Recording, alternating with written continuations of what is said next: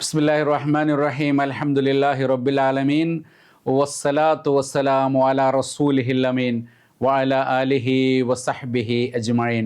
പ്രിയപ്പെട്ടവരെ, അസ്സലാമു അലൈക്കും വറഹ്മത്തുള്ളാഹി വബറകാതുഹു.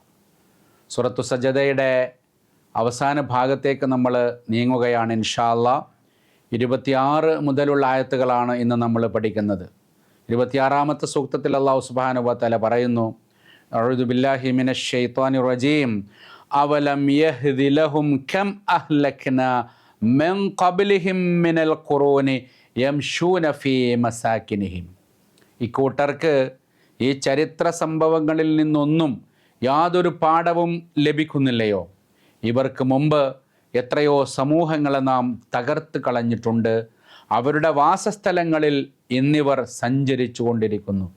അവലം യഹ്ദി ലഹും, ഇവർക്ക് സന്മാർഗം പ്രാപിക്കാൻ ഇതൊന്നും പോരെ. കം അഹ്ലക്നാ മിൻ ഖബ്ലിഹിം മിനൽ ഖുറൂൻ, ചരിത്രത്തിൽ ഒരുപാട് സംഭവങ്ങൾ ഉണ്ടായിട്ടുണ്ട്.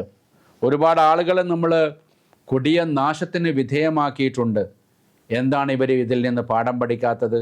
അങ്ങനെ തകർന്നടിഞ്ഞ സമൂഹങ്ങളിലൂടെ യംശൂന ഫീ മസാകിനിഹിം, അവരുടെ വാസസ്ഥലങ്ങളിൽ ഇവർ സഞ്ചരിച്ചു കൊണ്ടിരിക്കുന്നുണ്ട്. അപ്പോൾ ഇത് അറബികളോട് തന്നെ പറയുന്ന, മറ്റുള്ളവരോട് തുടർന്ന് പറയുന്ന ഒരു കാര്യമാണ്. ഒരു ജനത അവരിലേക്ക് നിയോഗിക്കപ്പെട്ട പ്രവാചകനെ അംഗീകരിച്ചാലുള്ള ഗുണങ്ങളും ദോഷങ്ങളും നമ്മൾ ഇതുവരെ പറഞ്ഞുകൊണ്ടിരിക്കുകയായിരുന്നു. ദൈവദൂതനെ തള്ളിപ്പറഞ്ഞ ജനങ്ങൾ അതിജീവിച്ചിട്ടില്ല എന്നതിൻ്റെ ചരിത്ര സാക്ഷ്യമാണ് ഇനി ഈ ആയത്തിലൂടെ പറയുന്നത്. അവരെ ശ്രദ്ധ ക്ഷണിക്കുന്നത് ആദിൻ്റെ, സമൂദിൻ്റെ, ലൂത്തിൻ്റെ ജനതകൾക്ക് എന്ത് സംഭവിച്ചു? നാമാവശേഷമാക്കപ്പെട്ട അവരുടെ ചരിത്രസ്ഥലികളിലൂടെ നിങ്ങൾ സഞ്ചരിക്കുന്നുണ്ടല്ലോ. ഇതൊക്കെ കണ്ടിട്ടും എന്തുകൊണ്ടാണ് നിങ്ങൾ സന്മാർഗം പ്രാപിക്കാത്തത് എന്ന് അല്ലാഹു സുബ്ഹാനഹു വ തആല ചോദിക്കുകയാണ്. ഇതിൽ നിങ്ങൾക്ക് മഹത്തായ ദൃഷ്ടാന്തങ്ങളുണ്ട് എന്ന് തുടർന്ന് പറയുന്നുണ്ട്. ഇന്ന ഫീ ദാലിക ലആയാത്തിൻ എന്ന്. അപ്പോൾ ഈ ചരിത്ര പാഠങ്ങൾ തെളിഞ്ഞ ദൃഷ്ടാന്തങ്ങൾ കൂടിയാണ്, ആയാത്തുകളാണ്, വെറും പാഠങ്ങളല്ല. അഹ്ലക്ന, അവരെ നശിപ്പിച്ചു എന്നത് മാത്രമല്ല, അതിൽ ആയാത്തുണ്ട്, ദൃഷ്ടാന്തങ്ങളുണ്ട്. അത് മനുഷ്യർ കാണണം.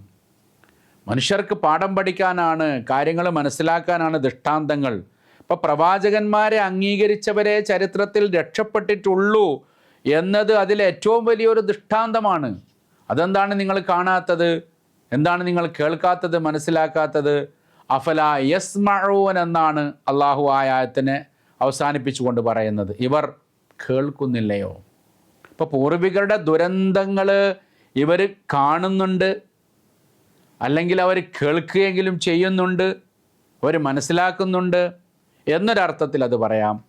മറ്റൊരർത്ഥത്തിൽ അഫലാ യസ്മഊൻ എന്ന് പറയുമ്പോൾ അള്ളാഹുവിൻ്റെ ഈ വചനങ്ങളും ഉപദേശങ്ങളും ഇവർ കേൾക്കുന്നില്ലേ? തിരുദൂതർ സല്ലല്ലാഹു അലൈഹി വസല്ലമ പറയുന്നത് ഇവർ കേൾക്കുന്നില്ലേ? അള്ളാഹു ഇങ്ങനെ ഒരു ചോദ്യം ചോദിച്ചാൽ അതിന് മറുപടി പറയാൻ ബാധ്യസ്ഥനാണ് മനുഷ്യൻ. അഫലാ യസ്മഊൻ, നമ്മുടെ ചെവികളിൽ അലക്കേണ്ട ഒരു കാര്യമാണ്. എന്തുകൊണ്ട് തലമുറകളെ നശിപ്പിക്കപ്പെട്ടു? അതിൽ നിങ്ങൾക്ക് കാണാൻ പലതുമുണ്ട്. സന്മാർഗം ഉൾക്കൊള്ളാനുള്ള വഴി അതിലുണ്ട്. അതോടൊപ്പം നിങ്ങൾക്കതിൽ വലിയ ദൃഷ്ടാന്തങ്ങളുണ്ട്. എന്നിട്ട് ഇതൊന്നും കേൾക്കുകയും പറയുകയും കാണുകയും ചെയ്യുന്നില്ലേ എന്ന് അല്ലാഹു സുബ്ഹാനഹു വ തആല ചോദിക്കുന്നു. തുടർന്ന് 27ാമത്തെ സൂക്തത്തിൽ അതിൻ്റെ തന്നെ മറ്റൊരു വിശദീകരണമായി ചില കാര്യങ്ങൾ പറയുകയാണ്. അവലം യറൗ അന്നാ നസൂഖുൽ മാഅ ഇലൽ അർളിൽ ജുറുസി ഫനുഖ്രിജു ബിഹി സറഅ.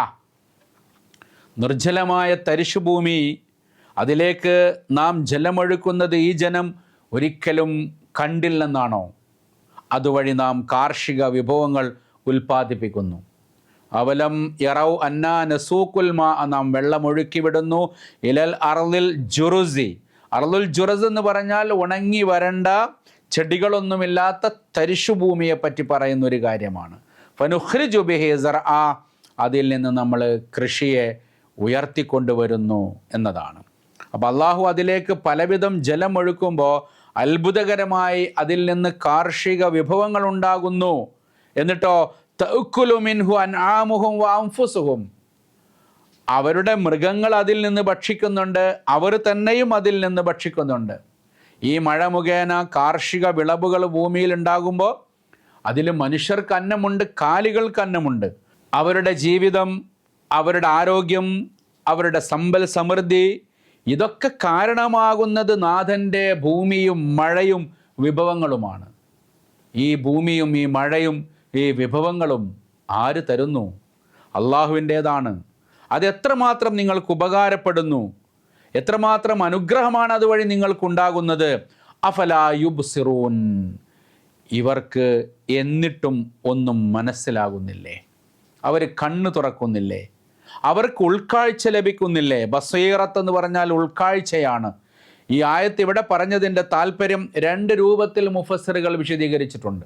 ഭൂമിയെക്കുറിച്ചും അതിലുണ്ടാകുന്ന മഴയെപ്പറ്റിയും അതിലുണ്ടാകുന്ന വിഭവങ്ങളെപ്പറ്റി പറയുന്നത് ഊഷരമായൊരവസ്ഥയിൽ നിന്ന് മഴ വർഷിക്കുമ്പോൾ ഭൂമി പുനരുജ്ജീവിപ്പിക്കപ്പെടുന്നത് പോലെ മരിച്ചു മണ്ണായ നിങ്ങളെ പുനരുജ്ജീവിപ്പിക്കുമെന്ന് അള്ളാഹു ഓർമ്മപ്പെടുത്താനാണ് ഇത് പറഞ്ഞത്. അങ്ങനെ നിങ്ങൾ ഒരുമിച്ച് കൂട്ടുന്ന ഒരു മഹ്ശറ ഉണ്ടാകും, അന്ത്യനാൾ ഉണ്ടാകും, പുനർജന്മം ഉണ്ടാകും എന്ന് കൃത്യമായി നേരത്തെ പറയുന്ന ചോദ്യങ്ങൾക്കുള്ളൊരു മറുപടി ആയിക്കൊണ്ടുകൂടിയാണ് പരലോകവുമായി ബന്ധപ്പെട്ടുകൊണ്ട് ഇത് പറയുന്നത് എന്നൊരു തഫ്സീറാണ്. മറ്റൊന്ന്, തഫീമുൽ ഖുർആനിൽ സയ്യിദ് മൗദൂദി റഹ്മത്തുള്ളാഹി അലൈഹി പറയുന്നത് ദൈവിക സന്ദേശമാകുന്ന മഴ ഭൂമിയിലെ ശ്യാമളമായ ഒരു ഇസ്ലാമിൻ്റെ സംസ്ഥാപനം സാധ്യമാക്കുമെന്ന കാര്യമാണ്. ഇപ്പം നിങ്ങൾ വിശ്വാസികളിലേക്ക് നോക്കുമ്പോൾ അങ്ങനെയൊന്നും കാണില്ല.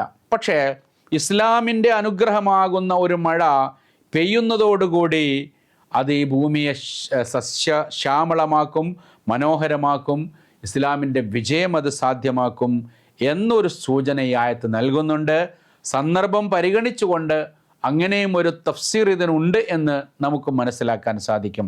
അപ്പോൾ കഴിഞ്ഞ 2 ആയത്തുകളിലായി അള്ളാഹു നിങ്ങൾ പാഠം പഠിക്കുന്നില്ലേ, നിങ്ങൾ കാണുന്നില്ലേ, നിങ്ങൾ കേൾക്കുന്നില്ലേ, നിങ്ങൾക്ക് ഉൾക്കാഴ്ച ലഭിക്കുന്നില്ലേ എന്ന ശൈലിയിൽ സംസാരിച്ചു കൊണ്ടിരിക്കുകയാണ്. അപ്പോൾ ഇത്തരം കാര്യങ്ങളിൽ നിന്ന് ഉൾക്കാഴ്ചയും അതുപോലെ കേൾവിയും അറിവും തിരിച്ചറിവും ഒക്കെ ഉണ്ടാവേണ്ടത് ഖുർആനിനെ അനുധാവനം ചെയ്യുന്നവരെന്ന അടിസ്ഥാനത്തിൽ നമുക്ക് പ്രസക്തമാണ്. അതുപോലെ മനുഷ്യരാശിക്ക് മുഴുവൻ അവകാശപ്പെട്ട ഖുർആൻ അവരും കേൾക്കേണ്ടതാണ്. അങ്ങനെ കേൾക്കാത്തവരെ കേൾപ്പിക്കേണ്ടത് നമ്മുടെ കൂടെ ഉത്തരവാദിത്തമാണ്. അതായിരുന്നു പ്രവാചകന്മാർ ചെയ്തിരുന്നത്. ഈ സംവാദങ്ങൾ തുടരണം, ഈ ചർച്ചകൾ തുടരണം. അതവർക്ക് കൂടി ഉൾക്കൊള്ളാൻ സാധിക്കണം. അതിന് കൃത്യമായ മറുപടി അവർക്ക് പറയാൻ ബോധ്യപ്പെടുത്തി കൊടുക്കണം. അതല്ലാത്തവർ മാത്രമേ കൊടിയ ധിക്കാരികളായി മാറുകയുള്ളൂ. അവരെ മാത്രമേ അള്ളാഹുവിന് പരലോകത്ത് ശിക്ഷിക്കുകയുള്ളൂ. അല്ലാത്തിൻ്റെ ഉത്തരവാദിത്വം വിശ്വാസികളായ നമുക്ക് കൂടിയാണ് എന്ന് ഈ ആയത്തുകളിൽ നിന്ന് നമുക്ക് മനസ്സിലാക്കാൻ സാധിക്കേണ്ടതുണ്ട്. അള്ളാഹു സുബ്ഹാനഹു വ തആല ലോകത്തിന് സന്മാർഗവും വെളിച്ചവും നൽകുമാറാവട്ടെ. ഇത്തരം പാഠങ്ങളിൽ നിന്ന് ആശയങ്ങൾ ഉൾക്കൊണ്ടുകൊണ്ട് ഖുർആനിൻ്റെ വളരെ മനോഹരമായ ആശയതലത്തിൽ നിന്ന് സംവദിക്കാനുള്ള തൗഫീഖ് ഈ രാജ്യത്തെ, ഈ ലോകത്തെ മുഴുവൻ മനുഷ്യന്മാർക്കും ഉദാരമായി നൽകി അള്ളാഹു ഇസ്ലാമിൻ്റെ വെളിച്ചം പരത്തി അത് പ്രകാശിക്കുന്നത് കാണാൻ നമുക്കും തൗഫീഖ് നൽകുമാറാവട്ടെ. വാഖിറു ദഅ്വാന അനിൽ ഹംദുലില്ലാഹി റബ്ബിൽ ആലമീൻ. അസ്സലാമു അലൈക്കും വറഹ്മത്തുള്ളാഹി വബറകാതുഹു.